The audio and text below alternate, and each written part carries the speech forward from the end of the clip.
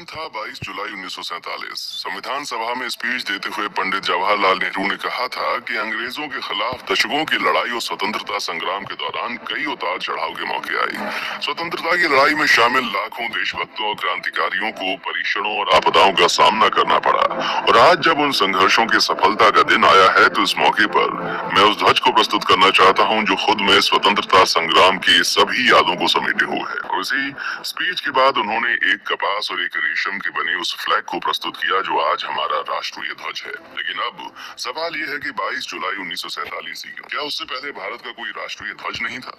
22 जुलाई 1947 को प्रस्तुत किए गए इस ध्वज की विशेषताएं क्या थी? आज के समय में ये कितना प्रासंगिक है?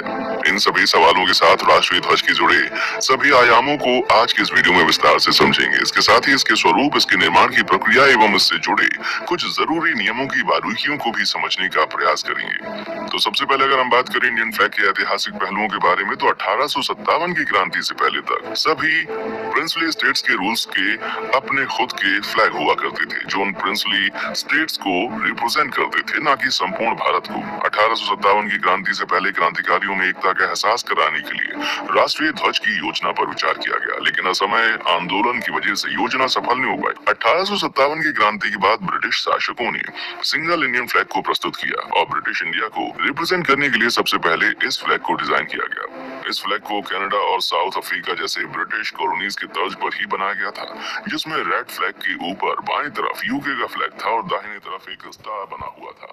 ब्रिटिश इंडिया को रिप्रेजेंट करने वाले इस फ्लैग के अलावा प्रिंसली स्टेट्स के फ्लैग के लिए भी अंग्रेजों के द्वारा कई निर्देश दिए गए, लेकिन चूंकि ब्रिटिश इंडिया में भारत के कई महत्वपूर्ण हिस्से शामिल नहीं थे, इस वजह से उनके फ्लैग को इंडिया को रिप्रेजेंट करने वाला फ्लैग नहीं कहा जा सकता। वास्तविकता में उन्होंने संपूर्ण भारत के लिए कोई फ्लैग नहीं बनाया था, बल्कि उन्होंने भारत के उन क्षेत्रों का फ्लैग बनाया था जो उनके नियंत्रण में था। 1905 में होने वाले बंगाल विभाजन के पश्चात अंग्रेजों के खिलाफ विद्रोह की एक लहर छिड़ गई, जिसमें सभी वर्गों और समुदायों के लोगों ने भाग लिया और इसके परिणाम में स्वदेशी आंदोलन की शुरुआत हुई। इस स्वतंत्रता संग्राम में सम्मिलित क्रांतिकारियों को उत्साहित करने के लिए कलकत्ता फ्लैग को डिजाइन किया गया, जिसे फर्स्ट इंडियन अनऑफिशियल फ्लैग कहा जाता है। कलकत्ता फ्लैग इसलिए क्योंकि इस फ्लैग को पहली बार 7 अगस्त 1906 को कांग्रेस ने कलकत्ता के अधिवेशन के दौरान कलकत्ता के गिरीश पार्क में फहराया था। स्वतंत्रता सेनानी सुरेंद्र नाथ बनर्जी ने 101 पटाखों की सलामी देकर इसे फहराया था। सचेंद्र प्रसाद बोस और हेमचंद्र दास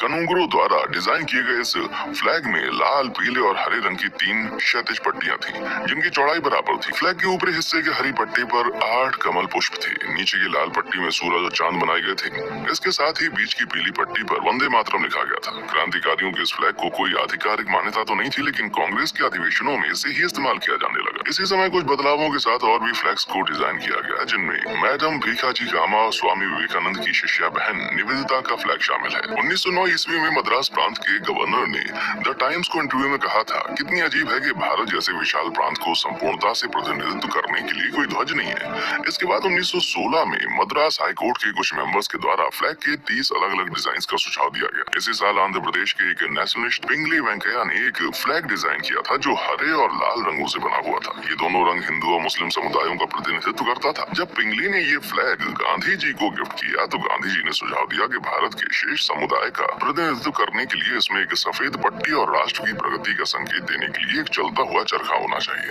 आपको पता है कि इसी समय होम रूल मूवमेंट चरम पर था और इस मूवमेंट के दौरान बाल गंगाधर तिलक और एनी बेसेंट के द्वारा फ्लैग के एक नए डिजाइन को अडॉप्ट किया गया। इस फ्लैग के बैकग्राउंड में हरे रंग की 4 और लाल रंग की 5 पट्टियां थी। इस फ्लैग के ऊपर राइट साइड में यूके का फ्लैग है। इसके साथ ही फ्लैग में 7 सितारे हैं। इस फ्लैग का इस्तेमाल पूरे देश भर में जोरों शोरों से किया गया, लेकिन तमिलनाडु के कोयम्बटूर में एक मजिस्ट्रेट ने इसके उपयोग पर प्रतिबंध लगा दिया। प्रतिबंध के बाद राष्ट्रीय ध्वज के कार्य और महत्व पर एक सार्वजनिक बहस हुई और फ्लैग को लेकर आम लोगों के बीच जागरूकता का प्रभाव हुआ। इंडियन फ्लैग के विकास यात्रा में 1931 एक स्मरणीय वर्ष है, क्योंकि तिरंगे को भारत के राष्ट्रीय ध्वज के रूप में अपनाने के लिए प्रस्ताव पारित किया गया और इसके राष्ट्र ध्वज के रूप में इसको मान्यता मिली। 1931 के प्रस्ताव में जिस फ्लैग को स्वीकृति मिली, उस फ्लैग का स्वरूप आज के फ्लैग से मिलता जुलता था।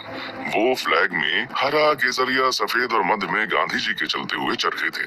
इस प्रस्ताव में यह स्पष्ट कर दिया गया कि इस झंडे का कोई सांप्रदायिक महत्व नहीं है। इसी झंडे में थोड़ा संशोधन करके 22 जुलाई 1947 को इसे संविधान सभा में प्रस्तुत किया गया और वर्तमान भारत के राष्ट्रीय ध्वज के रूप में अपनाया गया। संशोधन के तौर पर फ्लैग में चरखे के स्थान पर सम्राट अशोक के धर्म चक्र को स्थान दिया गया और उस समय से लेकर अब तक ये तिरंगा भारतीयों की शान बना हुआ है।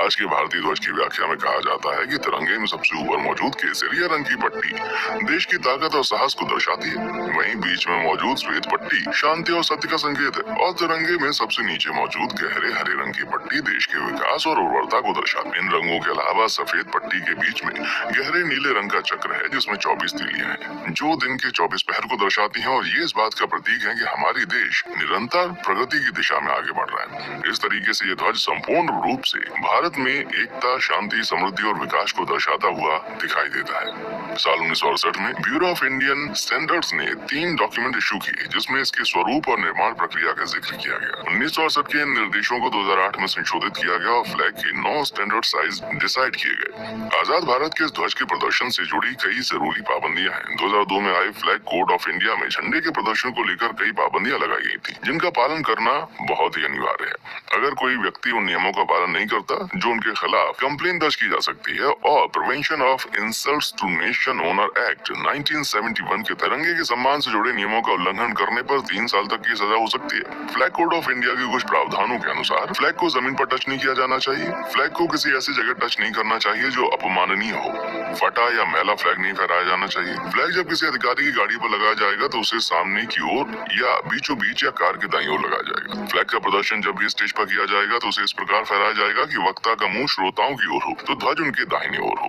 फ्लैग केवल राष्ट्रीय शोक के अवसर पर ही आधा झुका रहेगा। किसी दूसरे फ्लैग या साइन को राष्ट्रीय ध्वज से ऊंचा या ऊपर नहीं लगाया जाएगा, न ही बराबर में रखा जाएगा। झंडे का चित्रण प्रदर्शन उल्टा नहीं हो सकता, न ही इसे उल्टा फहराया जा सकता। इसे लंबे रूप में लटकाया भी नहीं जा सकता। झंडे के अलावा इसे फहराने वाली रस्सी या ध्वज स्तंभ भी साफ और अच्छी स्थिति में होना चाहिए। प्रदर्शन के अलावा राष्ट्रीय ध्वज के विनिर्माण से जुड़े कई नियम हैं। इंडियन नेशनल फ्लैग की सर्टिफाइड सप्लायर है कर्नाटका खादी ग्रामोद्योग संयुक्ता संघ जो कर्नाटक में स्थित है। इसी संस्था के द्वारा बनाए गए झंडे को राष्ट्रपति और प्रधानमंत्री राष्ट्रीय पर्व पर फहराते हैं। इसी संस्था के झंडे को सभी सरकारी इमारतों और कार्यालयों में फहराया जाता है। इस संस्था के फ्लैग सेक्शन में किसी भी व्यक्ति को चप्पल जूते पहनने की इजाजत नहीं है और इस संस्था के फ्लैग सेक्शन की सबसे रोचक बात ये है कि यहाँ बनाए जाने वाले सभी झंडे महिलाओं के हाथों से बनाए जाते हैं। मैन्युफैक्चरिंग के वक्त सभी फ्लैग्स के चौड़ाई और लंबाई का अनुपात 3/2 होगा। इसके साथ ही चक्र को दोनों तरफ प्रिंट किया जाएगा और इस तरीके से प्रिंट किया जाएगा कि दोनों तरफ की प्रिंटिंग परफेक्टली मैच हो जाए। दोस्तों,